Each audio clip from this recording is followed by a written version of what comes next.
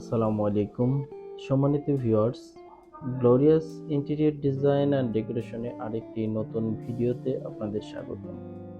আজকে আমরা দেখব জিপসাম সিলিং রং করার পরে কতটা সুন্দর হতে পারে সেটি দেখানোর চেষ্টা করব। আমরা জিপসাম সিলিং দেখতে পাচ্ছি। আমাদের এই প্রজেক্টটি নিমতলা শেকরনগরে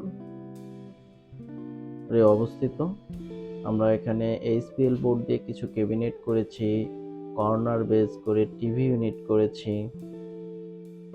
এবং জিপসাম সিলিং রেখেছি।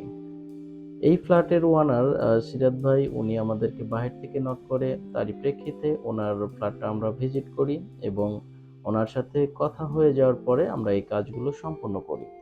আমরা bedroom cabinet with dressing unit দেখতে পাচ্ছি। এই ক্যাবিনেটগুলো আমরা এইচপিএল বোর্ড দিয়ে করেছি এবং পাল্লার চারিদিকে গোল্ডেন এজিন ইউজ করেছি। আমরা ড্রেসিং ইউনিটের প্লেন মিররের পরিবর্তে এখানে আমরা কাটিং মিরর ইউজ করছি। আরেকটি বেডরুমে আমরা ক্যাবিনেট করেছি। যেহেতু এটি রেডি একটি বাসা ছিল, তো এখানে আসলে আমাদের কাজ করাটাও অনেকটা টাফ ছিল।